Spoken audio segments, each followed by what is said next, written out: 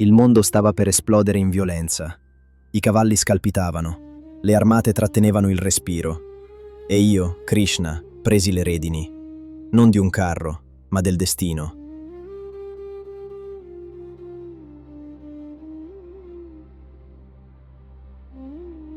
Benvenuti su Sussurri dal mito.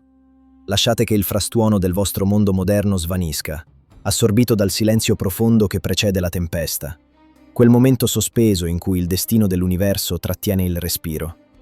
Vi accolgo in questo spazio sacro, dove il tempo non è una linea retta, ma un cerchio infinito di creazione e dissoluzione, una danza eterna che non conosce inizio né fine. Io sono colui che ha molti nomi, sussurrati nelle preghiere dei saggi e gridati nel fragore delle battaglie. Sono Govinda, il protettore delle vacche. Sono Madhusudana, l'uccisore dei demoni. Ma voi, amici miei, potete chiamarmi semplicemente Krishna. Oggi non vi parlo seduto sul trono d'oro di Dwarka, né mentre suono il flauto tra i boschi di Vrindavan, inebriando le anime con la dolcezza della devozione.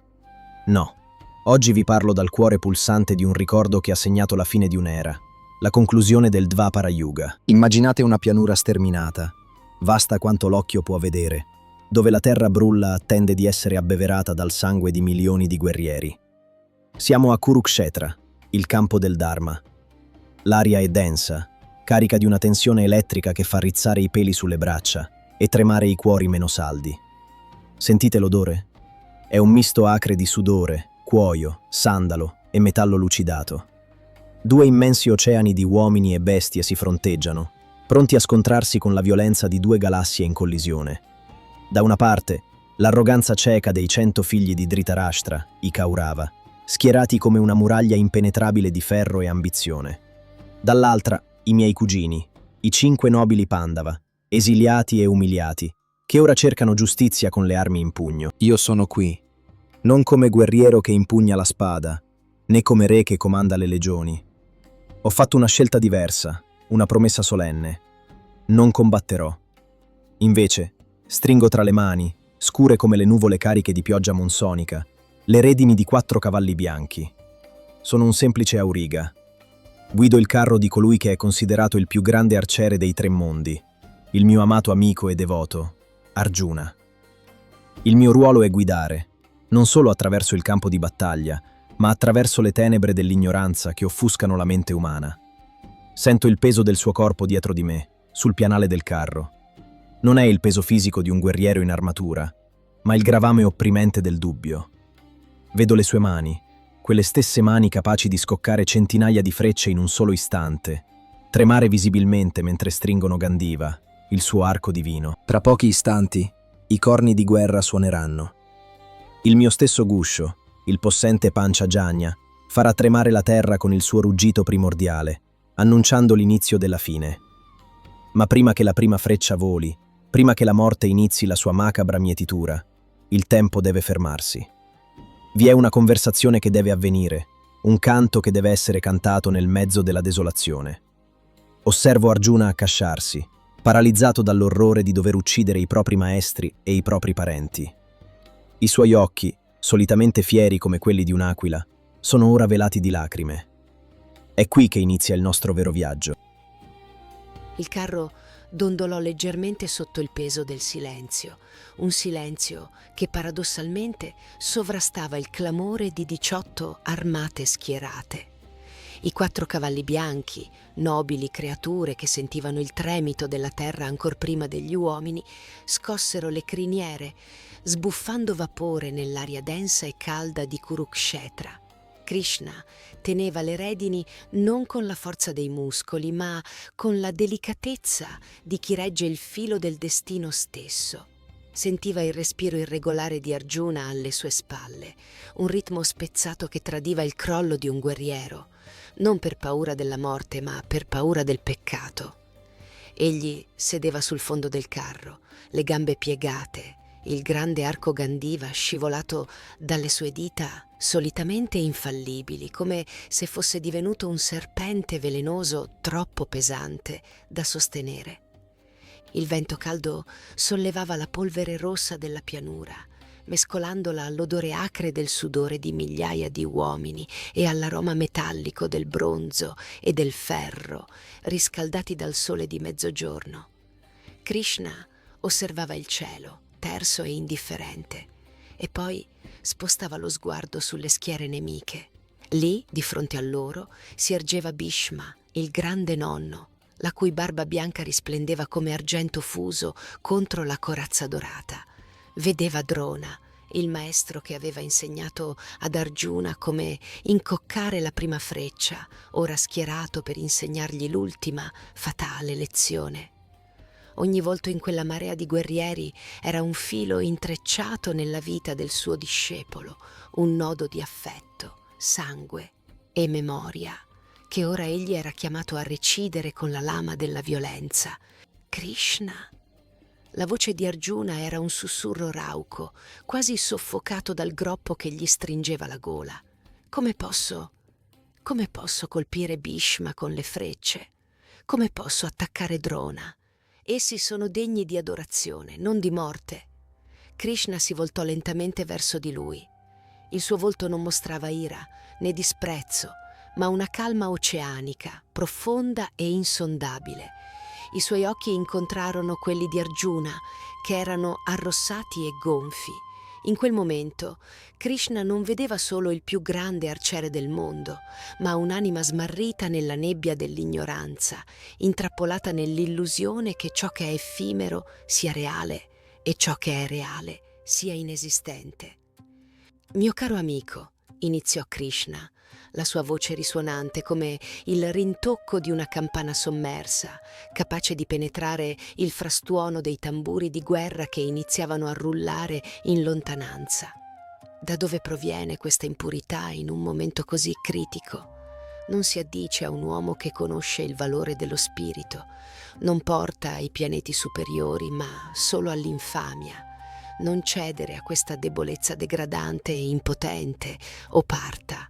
Alzati e combatti.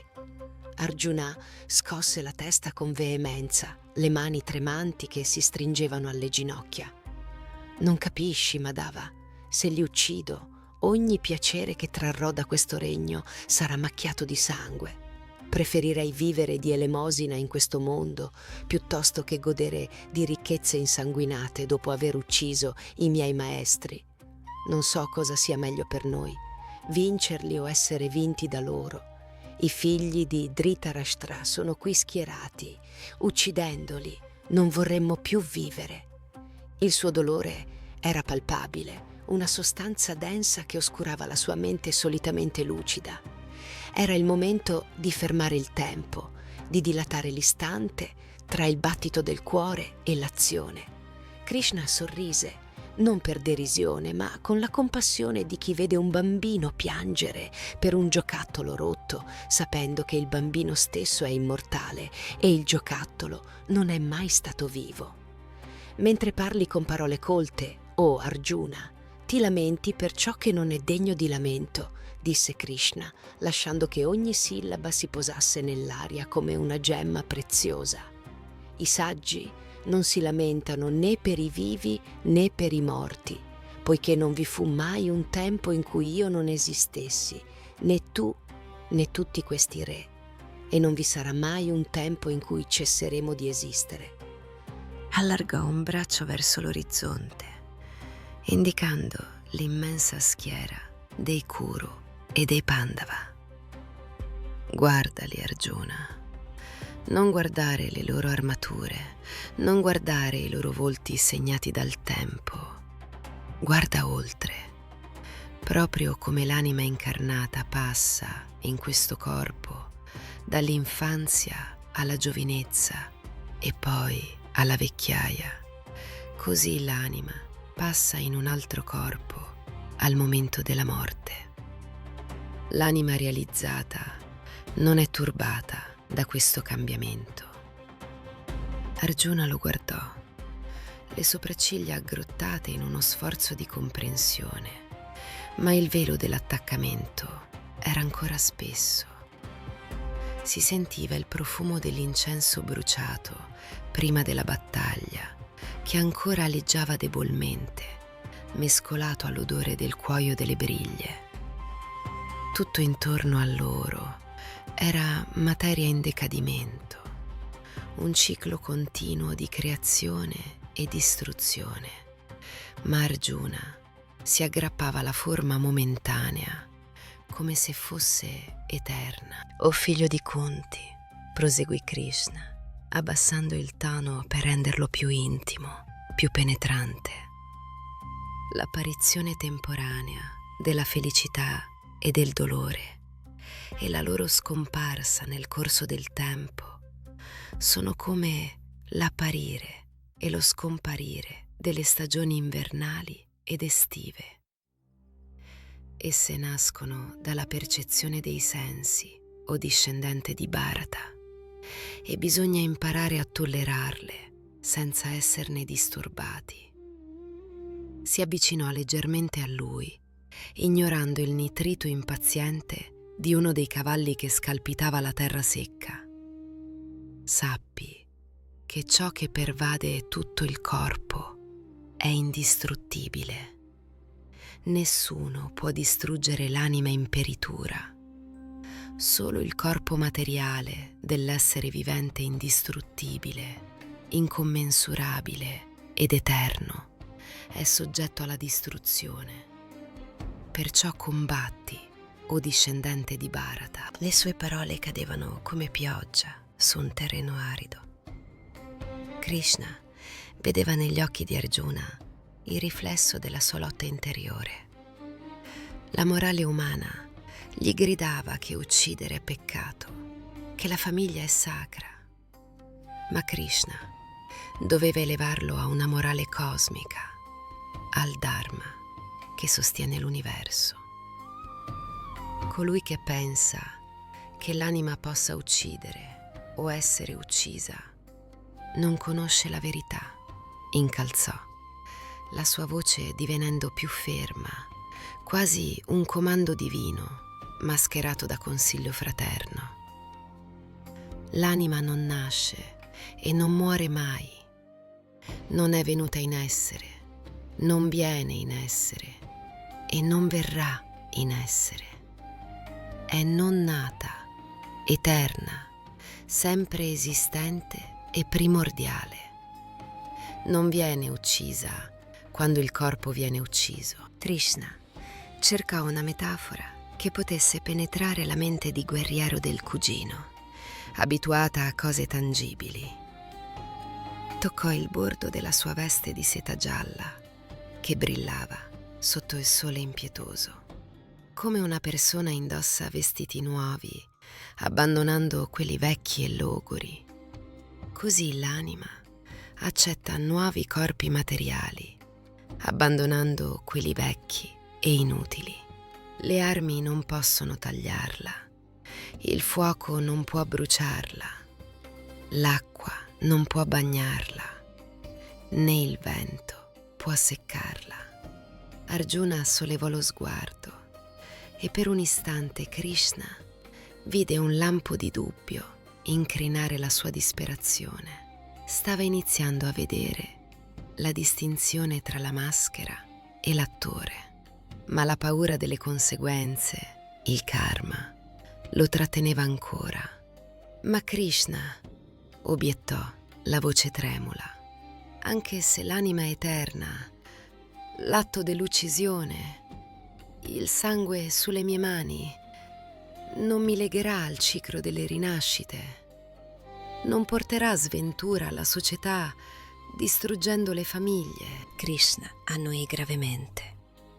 Era una domanda giusta, radicata nella compassione, ma era una compassione mal riposta, nata dall'ego, dall'idea di essere colui che agisce. Hai diritto di compiere il tuo dovere prescritto, ma non hai diritto ai frutti dell'azione, rispose, introducendo il segreto dell'agire senza agire.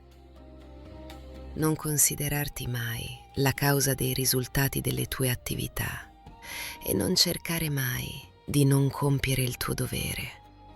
Compi il tuo dovere con equilibrio, o Arjuna. abbandonando ogni attaccamento al successo o al fallimento. Tale equanimità si chiama yoga. Il sole era ora alto, una sfera di fuoco bianco che cancellava le ombre. Il calore era soffocante, ma intorno a loro, sul carro, sembrava esserci una bolla di freschezza, generata dalla verità che veniva svelata.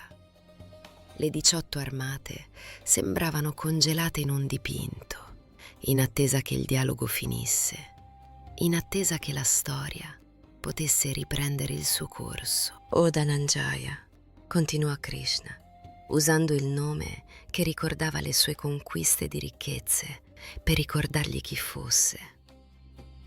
Tieni tutte le attività abominevoli lontano da te, mediante la pratica del servizio devozionale. Chi si impegna nel servizio devozionale si libera già in questa vita dalle reazioni delle buone e delle cattive azioni.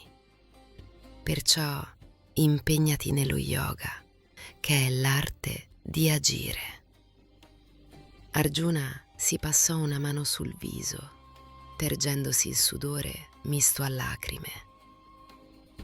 La mia mente è instabile, o Krishna, turbolenta, ostinata e molto forte. Sottometterla mi sembra più difficile che controllare il vento. Senza dubbio, concesse Krishna, la mente è irrequieta e difficile da frenare, ma può essere controllata con la pratica costante e il distacco. Ascolta, Arjuna, l'azione non ti lega se la offri a me. Se agisci come uno strumento nelle mie mani. Fu allora che decise di spostare il discorso dal filosofico al personale, dal teorico al teologico. Doveva capire che non era solo di fronte a suo cugino, ma di fronte all'origine stessa. Io sono il sapore dell'acqua, o figlio di Kunti, disse, la sua voce ora permeata di un'autorità che faceva vibrare l'aria stessa come il suono di un'arpa celeste. Sono la luce del sole e della luna, la sillaba Om nei mantra vedici. Sono il suono nell'etere e l'abilità nell'uomo. Sono il profumo originale della terra e il calore del fuoco. Sono la vita di tutto ciò che vive e le penitenze di tutti gli asceti. Arjuna lo fissava, gli occhi spalancati. La realtà intorno a loro sembrava sfocarsi ai bordi. I colori delle bandiere nemiche divennero meno vividi, mentre la figura di Krishna iniziava ad assumere una gravità immensa. Non era più solo il guidatore del carro. Sappi che tutte le opulenze, belle e gloriose creazioni scaturiscono solo da una scintilla del mio splendore. Ma a cosa ti serve tutta questa conoscenza dettagliata, o Arjuna? Con un solo frammento di me stesso, io pervado e sostengo l'intero universo. Egli era pronto, o quasi. Krishna sentiva la sua anima vibrare, pronta a spezzare il guscio dell'ego. Ma aveva bisogno di vedere. Le parole, per quanto sublimi, erano limitate dalla grammatica umana. La verità aveva bisogno di una visione. Se pensi che io sia capace di vedere la tua forma cosmica, o mio Signore, o padrone di tutti i poteri mistici, allora mostrami il tuo sé universale, implorò Arjuna, giungendo le mani in segno di preghiera. La sua arroganza era svanita, sostituita da un'umile sete di conoscenza. Krishna sorrise nuovamente, ma questa volta Il sorriso conteneva la nascita e la morte di miliardi di stelle. Non puoi vedermi con questi tuoi occhi fisici. Ti concedo perciò la vista divina. Guarda la mia opulenza mistica. In quell'istante il tempo cessò di essere una linea retta e divenne un punto infinito. La polvere di Kurukshetra svanì. Il cielo azzurro si squarciò, non con violenza, ma come un sipario che viene sollevato. E Krishna si rivelò. Non era più una forma umana alta 2 braccia, divenne tutto. Krishna vide lo stupore e il terrore dipingersi sul volto di Arjuna, mentre la sua forma si espandeva per riempire ogni direzione. Innumerevoli bocche, innumerevoli occhi, visioni meravigliose. Indossava ghirlande celesti e vesti divine, cosparso di profumi celestiali. Lo splendore di 1000 soli che sorgessero contemporaneamente nel cielo avrebbe potuto a malapena assomigliare allo splendore di quella forma onnipotente. Arjuna vide in lui l'universo intero, immobile eppure in movimento, radunato in un unico punto. Vide Brahma seduto sul fiore di loto, vide Shiva, vide tutti i saggi e i serpenti divini, ma vide anche l'orrore. Vide i figli di Dhritarashtra insieme a schiere di re, Bhishma, Drona, Karna e i loro stessi guerrieri precipitarsi nelle sue bocche feroci e terribili, irte di denti che stritolavano i mondi. Alcuni rimanevano incastrati tra i denti, con le teste frantumate.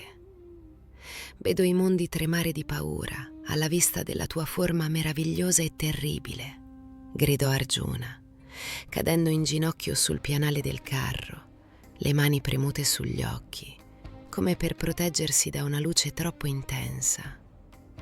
I miei nemici vengono distrutti dalla tua stessa radianza. Chi sei tu, o forma terribile? Ti offro i miei omaggi. Sii misericordioso. La voce di Krishna risuonò ovunque, non proveniva da una bocca, ma da ogni atomo dell'esistenza. Io sono il tempo, il grande distruttore dei mondi, e sono venuto qui per annientare tutte le genti. A eccezione di voi, Pandava, tutti i miei soldati qui schierati su entrambi i lati saranno uccisi. Perciò alzati, preparati a combattere e conquista la gloria. Conquista i tuoi nemici e godi di un regno fiorente. Essi sono già stati messi a morte da me. E tu, o Savyasachi, non puoi essere altro che uno strumento nella battaglia. Lentamente Krishna ritirò la visione. L'infinito si ripiegò su se stesso, tornando alla forma familiare e rassicurante del cugino, dell'amico, del conduttore del carro con la piuma di pavone tra i capelli neri. Il frastuono del campo di battaglia tornò a farsi sentire, come se qualcuno avesse tolto le mani dalle orecchie di Arjuna. Il vento soffiava di nuovo, portando l'odore della terra e dei cavalli. Arjuna era ancora in ginocchio, ma il tremito era cessato. Il suo respiro si stava calmando, si alzò lentamente afferrando il Gandiva. Questa volta le sue dita si strinsero attorno all'arco con la forza dell'acciaio. I suoi occhi, lavati dalle lacrime e dal fuoco della visione divina, erano ora limpidi, riflettendo una determinazione che non apparteneva a questo mondo, ma all'eternità. La mia illusione è svanita, disse, la voce ferma come la roccia. Ho riacquistato la memoria per la tua misericordia. Ora sono fermo, libero dal dubbio e sono pronto ad agire secondo la tua parola. Krishna annui, raccogliendo le redini. Diede un colpetto ai cavalli bianchi che scattarono in avanti con rinnovato vigore.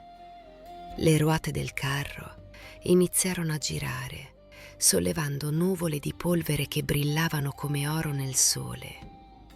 Il tempo che si era fermato per permettere all'anima di risvegliarsi, riprese la sua corsa inesorabile verso il destino. Il canto era stato cantato. Ora era tempo che la danza della guerra iniziasse, non come un atto di odio, ma come un'offerta sacrificale nel fuoco del Dharma. Mentre le ruote del carro mordevano il terreno arido di Kurukshetra, il rombo che si levò dalle schiere nemiche non era dissimile dal tuono che annuncia la fine di un'era cosmica. La polvere, che un attimo prima brillava come oro sospesa nella luce, iniziò a depositarsi sulle armature scintillanti, come un sudario anticipato per le migliaia di anime che quel giorno avrebbero abbandonato le loro spoglie mortali. Ma io non provavo timore, né esitazione. Nel mio cuore risiedeva la calma immota dell'oceano profondo, quella stessa pace ineffabile che avevo appena riversato, come nettare divino, nel cuore turbato del mio discepolo e amico. Guardai Arjuna con la coda dell'occhio, osservando la trasformazione compiersi. Le sue mani, che soltanto pochi istanti prima tremavano sotto il peso del dubbio, ora afferravano il potente arco Gandiva con una fermezza capace di spezzare le montagne. La disperazione aveva lasciato il posto a una determinazione lucida, fredda e tagliente come l'acciaio che presto si sarebbe bagnato di cremisi. Non era più l'uomo che piangeva per la sorte dei congiunti, ma il guerriero perfetto, lo strumento consapevole della mia volontà divina, pronto a recidere i legami dell'attaccamento illusorio per servire la verità superiore. Sollevai lentamente alle labbra il mio grande conchiglia, il Panchajanya, bianco come la luna piena e spirale come l'infinito. Il suono che ne scaturì non fu un semplice richiamo di guerra, ma un boato primordiale, una vibrazione mistica che fece tremare le ossa stesse dei guerrieri schierati contro di noi. Vidi il terrore serpeggiare tra le file dei Kaurava. I loro cuori, appesantiti dall'ingiustizia, vacillarono di fronte a quel timbro che annunciava il giudizio. A quel suono risposero gli altri corni, il Devadatta di Arjuna e il Paundra di Bhima, in una cacofonia che lacerava il cielo, segnalando che il tempo delle parole e delle mediazioni era definitivamente tramontato nel fiume del passato. Guidai i nobili destrieri proprio verso il vortice della tempesta imminente. Ogni freccia che stava per essere scoccata, ogni vita che stava per essere recisa, era già stata consumata nel ventre del tempo onnivoro che io stesso incarnavo in quella forma umana. Agli occhi dei mortali, la grande carneficina stava per iniziare. Ai miei occhi, che vedevano oltre il velo di Maya, tutto era già compiuto. La violenza che stava per esplodere era paradossalmente l'unica via rimasta per ristabilire l'equilibrio perduto, una chirurgia dolorosa ma necessaria su un corpo sociale malato che non poteva più essere curato con le sole erbe della diplomazia. Arjuna, ormai libero dall'ignoranza, incoccò la prima freccia. Il sibilo della corda tesa fu il sussurro che precedette l'uragano. Sentii il peso dell'intero universo concentrarsi sulla punta di quel dardo. In quel singolo istante, il passato e il futuro collassarono nel presente eterno dell'azione pura, priva di desiderio per il frutto. Non vi era odio nel suo gesto, solo il compimento del proprio Dharma. Sorrisi, un sorriso impercettibile che conteneva la compassione infinita per tutte le creature intrappolate nel ciclo delle rinascite.